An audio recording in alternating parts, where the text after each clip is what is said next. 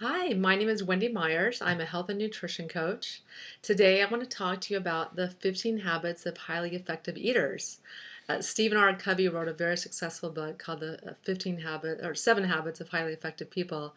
So I kind of wanted to play on that a little bit and tell you what makes people people that are thin and trim and fit and healthy, the 15 habits that are pretty much all of them follow so that you can be a little bit more successful with your health and your dieting efforts. And now, one of the very first things is that people that are highly effective eaters drink water. They drink ideally 3 liters of water a day, preferably spring water, because what water does is that it cleans out your entire body, all the acids, and detoxifies you. And when you're drinking maybe a glass of water or two before your meals, it fills up your stomach a little bit so that you end up eating less food. One of the second things that people do is they eat real carbohydrates.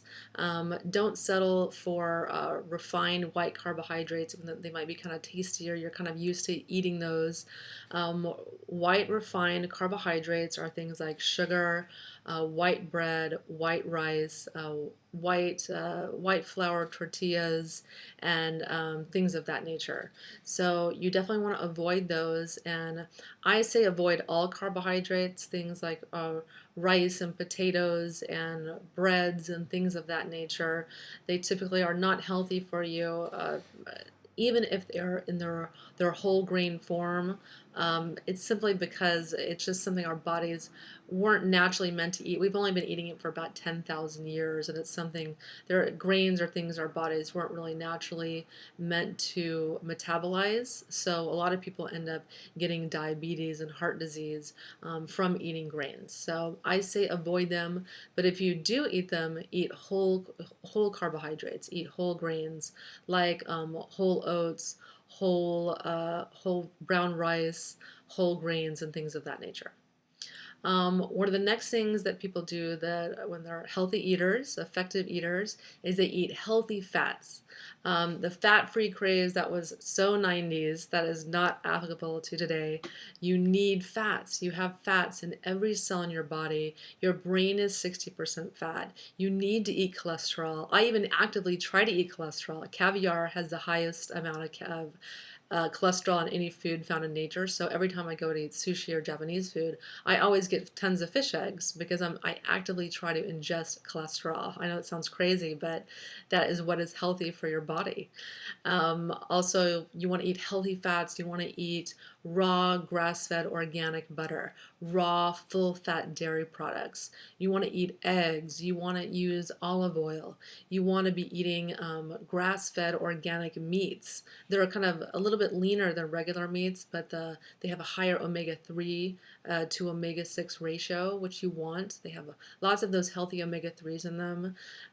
You want to eat all these healthy fats to nourish your body. And, even though fats do have more calories than protein and carbohydrates, they don't metabolize the same way. For instance, highly effective eaters understand that calorie is not a calorie.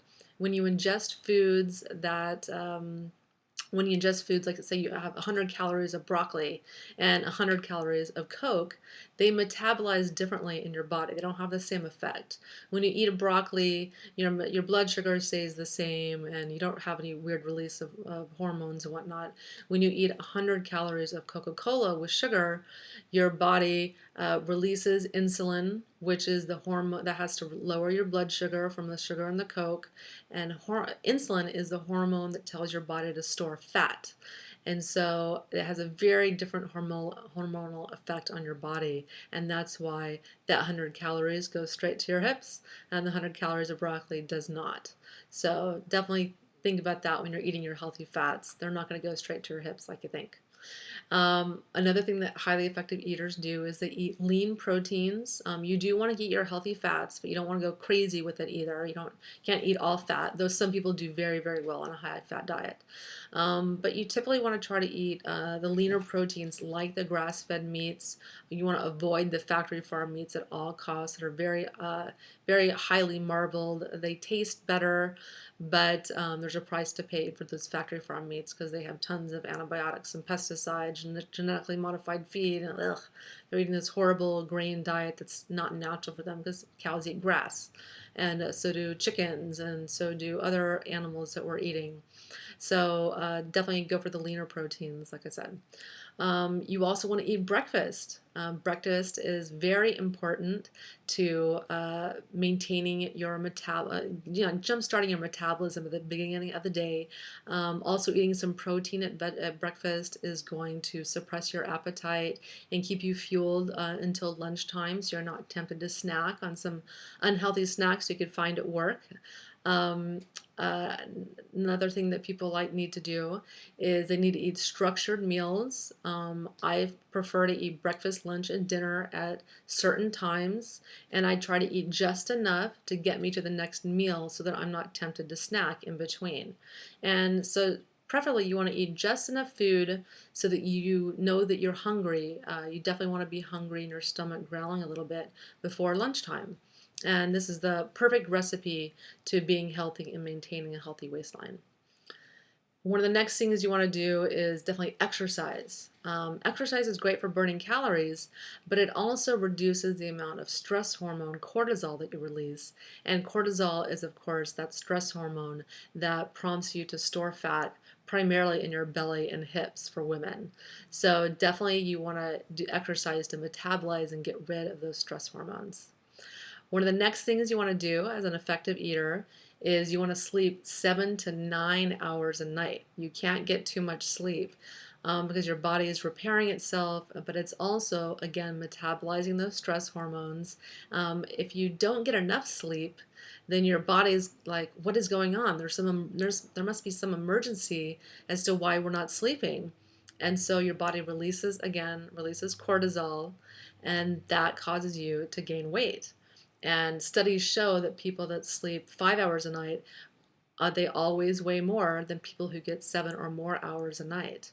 So definitely get your beauty sleep, and it's also your waistline sleep. And I just find that I know every single time that I don't get enough sleep for whatever reason, I'm always snacking more the next day. I'm always just compulsively drawn to eat some sugar or carbohydrate or something. My body's naturally trying to make up to reduce the stress by eating sugar and carbohydrates. So get your beauty sleep. One of the next things that highly effective eaters do is they learn to cook. It's best to learn to cook at home so that you can control the fats and the healthy sea salt and the cooking methods and the cookware that you're cooking in. And you also put some TLC, some really positive energy into that food, and you can just create healthier meals. And so that's very important to learn to cook and even to grow your own vegetables. I think that's a wonderful idea too, so that you have really fresh vegetables that are still alive when you eat them. One of the next things that highly effective eaters do is they become a food detective. They learn to read food labels. They learn to figure out what's on that food label. What is MSG? What are food colorings? What are natural flavorings and artificial flavorings? And people don't realize that natural flavorings can contain a lot of really harmful ingredients. And you also don't want to eat any foods that are impossible to pronounce, any chemical sounding names. So become a food detective, get into it, and learn what kinds of ingredients you should not be putting in your body. Um, Another thing that highly effective eaters do is they become a food detective.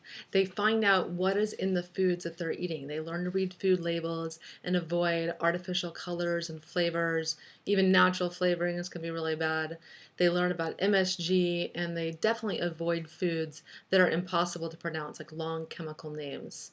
So you definitely want to learn what you're eating and get excited about reading food labels and what's in your food, and try to avoid eating any kind of food that has more than 5 ingredients on the label. So that means you need to eat whole, unprocessed foods. Another thing that highly effective eaters do is they go by the 90-10 principle, where 90% of their food in their diet is really healthy and nourishing, and the other 10%, they don't worry about it too much if they're going to a restaurant with their family that's not so healthy, or they give into some of their cravings. You have to live your life, and you can't always eat healthy, so don't sweat it if maybe 10% of your food or a couple of your meals every week are not the best. That's okay. Another thing people do is they eat the right kind of calories. Like I said before, 100 calories of carbohydrates is going to have a different effect on your body than 100 calories of vegetables. So don't worry about the proteins and vegetables you're eating. Reduce the carbohydrates. Um, Another thing you want to learn to do is listen to your body. You want to learn and listen to how your body feels after you eat certain foods. And when you're really hungry, a food is going to taste really, really good if it's what your body needs nutritionally at that given moment. It's going to smell amazing. It's going to leave you feeling really, really satisfied. So learn to listen to your body in order to and eat the foods that your body is really attracted to at that moment, and that will go the longest way to nourishing your body and giving your body what it needs nutritionally at that moment. Another thing you need to do is eat every 4 to 5 hours. People who skip meals end up releasing a lot of cortisol in their body. And again, cortisol is that hormone that prompts your body to store fat in your body. Cortisol causes the release of insulin, and that causes you to store fat in your belly primarily. So eat every 4 to 5 hours, and that will, like structure your meals every 4 to 5 hours, and that will go a long way to reducing your waistline. Also, you don't want to eat 3 to 4 hours before bedtime. This is probably one of the number one rules you need to maintain a healthy weight. Anything that you eat, even if it's healthy, if it's less than 3 to 4 hours prior to your bedtime, just causes, for whatever reason, an exaggerated or increased release of insulin. And so all the calories are, not all of them, but some of them, even if it's healthy food, get deposited as fat on your body. We don't know why, but that's just the way it is. So one of the best things that you can do for yourself is just stop eating 3 to 4 hours before bedtime. My cutoff is 6:30 p.m. Make it 7 if you go to bed a little bit later, and that'll go a long way to maintaining a healthy weight. So definitely adopt these 15 habits of highly effective eaters if you want to live to 110 and maintain a healthy waistline.